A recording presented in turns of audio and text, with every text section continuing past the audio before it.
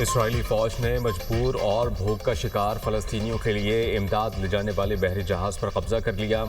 ہنڈالہ نامی امدادی جہاز اٹلی سے بچوں کے لیے خوراک دوائیں لے کر روانہ ہوا تھا۔ اسرائیلی فوج نے جہاز پر سوار نہتے بین الاقوامی سماجی کارکنان پر اسلحہ بھی تان لیا۔ جہاز پر سوار 21 رکنی عملے میں ڈاکٹرز، امدادی رضاکار اور ارکان پارلیمنٹ سوار ہیں۔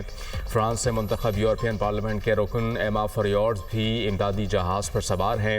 جہاز اسرائیلی ناکہ بندی توڑ کر امدادی سامان غزہ لے جانا چاہتا تھا۔ امداد لے جانے والے جہاز پر اسرائیلی فوج کے قبضے کا یہ دوسرا واقعہ ہے۔ 40 روز قبل بھی امدادی جہاز کو اسرائیلی فوج نے قبضے میں لیا تھا۔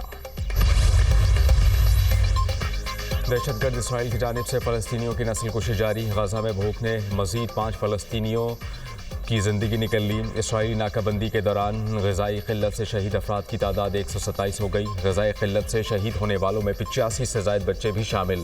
اسرائیلی حملوں میں مزید 51 فلسطینی شہید، متعدد زخمی ہو گئے۔ شہید ہونے والوں میں 23 امداد کے متلاشی بھی شامل۔ جنگ میں شہید فلسطینیوں کی تعداد 59,733 تک جا پہنچی۔ 1,44,477 افراد زخمی ہو چکے۔ جرمنی، فرانس اور برطانیہ کا اسرائیل سے امداد کی رسائی میں رکاوٹیں دور کرنے کا مطالبہ۔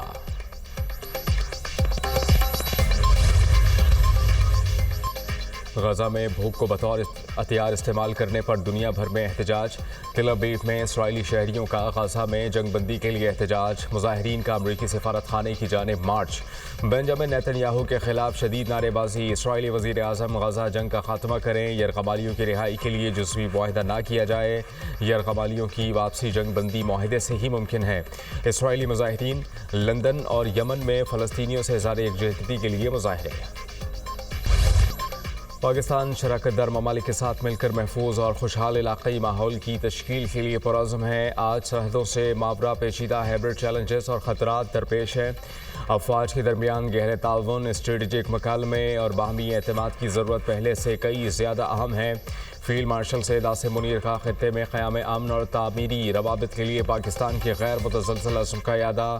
اسلام آباد میں علاقائی chiefs of defence staff conference کا انعقاد۔ امریکہ، قازقستان، کرغزستان، تاجکستان، ازبکستان کی سینئر فوجی قیادت کی شرکت۔ فیلڈ مارشل سید آصم منیر نے دفاعی وفود کا خیر مقدم کیا۔ اعلیٰ سطح کے مکالمے میں علاقائی سلامتی کی صورتحال پر تبادلہ خیال۔ وسطی اور جنوبی ایشیا میں بدلتے اسٹریٹجک ماحول پر بھی گفتگو۔ مشترکہ تربیتی اقدامات اور انسداد دہشت گردی تعاون کے امور پر غور۔ ہنگامی حالات میں ہم آہنگی، انسانی امدادی رد عمل کی ضرورت پر بات چیت۔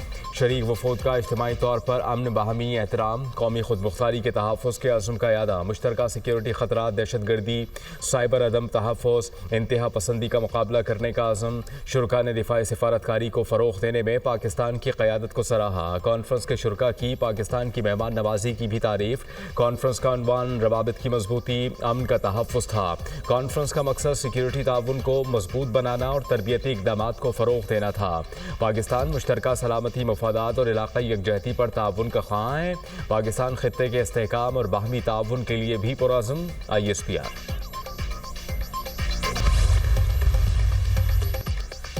نواز شریف کی صدارت میں مسلم لیگ نون کی اعلیٰ قیادت کا اہم اجلاس آج مری میں ہوگا۔ ملکی موجودہ اور سیاسی صورتحال پر مشاورت کی جائے گی۔ وزیر اعظم شہباز شریف مری ڈونگا گلی پہنچ گئے۔ سیکیورٹی کے سخت انتظامات۔ وزیر اعظم براستہ ایکسپریس وے اسلام آباد سے مری پہنچے۔ مسلم لیگ نون کے صدر نواز شریف اور وزیر اعلیٰ پنجاب مریم نواز بھی چھانگلہ گلی میں قیام پذیر۔ کوئی ہمیں نہ بتائے کہ ہم نے عافیہ صدیقی کے لیے کچھ نہیں کیا۔ عافیہ صدیقی کے لیے 2016 میں اینتھنی بلنکن سے بات کی تھی۔ ہم نے عافیہ صدیقی کے لیے کونسلر لیگل اور معافی تک کی کوشش کی۔ عافیہ صدیقی کی رہائی کے لیے کوششیں کرتے رہیں گے۔ نیو یارک میں پاکستانی کمیونٹی سے خطاب میں نائب وزیر اعظم وزیر خارجہ اسحاق ڈار نے اپنے بیان کی وضاحت کر دی۔ پنجاب میں بارشوں کا ایک اور طاقتور اسپیل تیار۔ 28 سے 31 جولائی کے دوران بیشتر اضلاع میں بارشوں کی پیش گوئی۔ مری اور گلیات میں لینڈ سلائیڈنگ کا خطرہ، دریاؤں اور ندی نالوں میں طغیانی کا خدشہ۔ لاہور، سیالکوٹ، فیصل آباد، گوجرانوالہ میں اربن فلڈنگ کا امکان۔ PDMA کا الرٹ جاری۔ 28 سے 31 جولائی تک دریائے چناب اور جہلم میں پانی کے غیر معمولی اضافے کا خدشہ۔ راول ڈیم میں پانی کی سطح بلند ہونے پر اسپل ویز کھول دیے گئے۔ راول ڈیم میں پانی کی سطح 1750 فٹ سے زیادہ ہو گئی تھی۔ खैबर पख्तूनख्वा के सयाहती इलाकों में 29 जुलाई तक फ्लैश फ्लड्स का खतरा, सयाहों के लिए एडवाइजरी जारी। फेरी मेडोज रोड सैलाब और लैंडस्लाइडिंग की वजह से मुतादिद मकामात से बंद। फेरी मेडोज में फंसे ज़्यादातर सयाहों को रेस्क्यू किया जा चुका। शारा बाबूसर पर 8 मकामात से सैलाबी मलबा हटाकर खोमल के मकाम तक बहाल। आइंदा 3 रोज़ तक शारा बाबूसर को मुकम्मल बहाल कर देंगे। तर्जुमान गिलगित हुकूमत, सैफुल मलूक झील रोड पर क्लाउड बर्स्ट से तौदा गिर गया। कागान डेवलपमेंट अथॉरिटी ने इलाके में फंसे सयाहों को निकाल लिया, महफूज मकाम पर मुंतकिल। तौदा गिरने से 500 से ज़्यादा सयाह 117 जीप्स फंस गई थीं। गिलगित बल्तिस्तान में सैलाबी रेले तबाही की दास्तान छोड़ गए। जाँ बहक अफराद की तादाद 9 हो गई, 12 जख्मी, 10 से 12 अफराद लापता। गांचे में सैलाब से बड़ी तबाही, 49 घर तबाह। दरोश चित्राल में सैलाबी सूरत हाल, इंफ्रास्ट्रक्चर को शदीद नुकसान। स्वात में सीटीडी ने फितनाल खारिज के नापाक अजाइम खाक में मिला दिए। बरीकोट में इंटेलिजेंस बेस्ड ऑपरेशन, फितनाल खारिज के 3 दहशतगर्द हलाक। मारे गए दहशतगर्द अजमल पर 20 लाख रुपए नाम मुकर्रर था और वो 9 मुकदमात में मतलूब था। हलाक फितनाल खारिज दहशतगर्द मथिउल्लाह और रहीमुल्लाह का ताल्लुक अफगानिस्तान से था।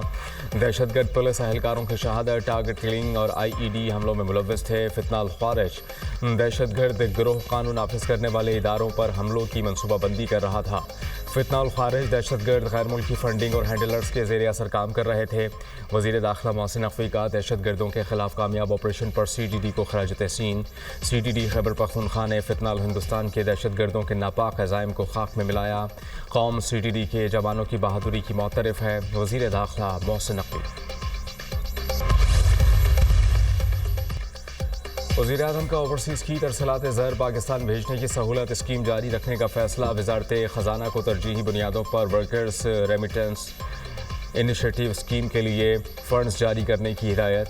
बैरून मुल्क मुक़ीम पाकिस्तानी हमारी ताकत और पाकिस्तान का कीमती असासा है।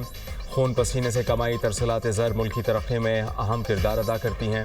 गुज़श्ता साल पाकिस्तानियों ने 38.3 अरब डॉलर्स की रिकॉर्ड तरसलात ज़र भेजी। 14 बरस में पहली बार करंट अकाउंट सरप्लस का हदफ हासिल हुआ।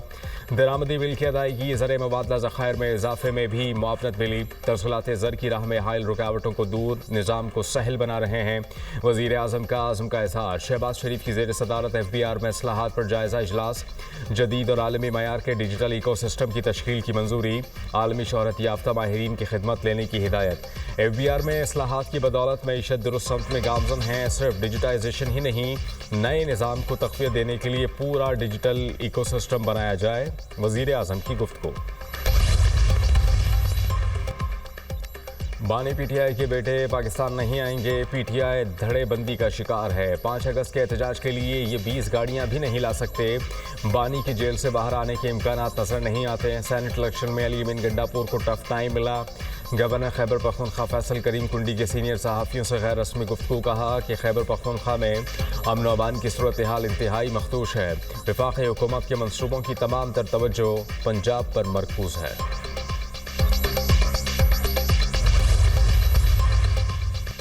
बानी को गैर आइनी और गैर कानूनी तौर पर कैद किया गया। मजालिम के बावजूद वो आइन और कानून की बात कर रहे हैं। उन्हें तोड़ने के लिए बुशरा बीबी को भी नाहक मुकदमात में फंसाया गया। बानी को तोड़ने वाले खुद टूट जाएंगे। वज़ीर आला KP अली अमीन गंडापुर का बयान। कहा कि किसी गैर आइनी गैर कानूनी अमल को तस्लीम नहीं करेंगे। अवाम बानी PTI के लिए खड़े हैं।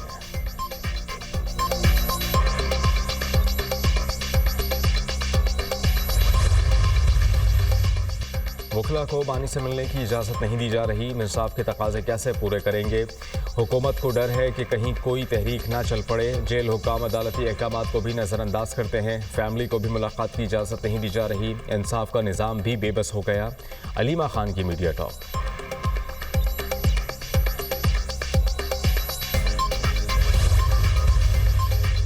कैप्टन मोहम्मद सरवर शहीद निशान हैदर का 77वां यौम शहादत। सबसे पहला निशान हैदर पाने वाले कैप्टन सरवर शहीद ने 27 जुलाई 1948 को शहादत पाई। उन्होंने पहली कश्मीर जंग के दौरान आज़ाद कश्मीर तल परतराक में जान का नजराना पेश किया। उनकी अजीम कुर्बानी, बहादुरी और हुब्बुल वतनी की लाजवाल अलामत है। पाकिस्तान के मुसल्लह अफवाज कैप्टन मोहम्मद सरवर शहीद की बेमिसाल बहादुरी को सलाम पेश करती है। इनकी लाजवाल मीरास का एहतराम करती हैं। कौम इस पुरवक़ार मौके पर अपने इस बहादुर सपूत को खराज तहसीन पेश करती है।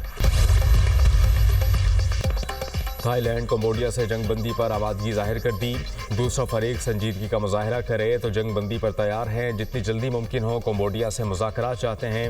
قائم مقام تھائی وزیر اعظم: کمبوڈیا اور تھائی لینڈ جنگ ختم کریں. دونوں ممالک جنگ جاری رکھیں گے تو کوئی معاہدہ نہیں ہوگا.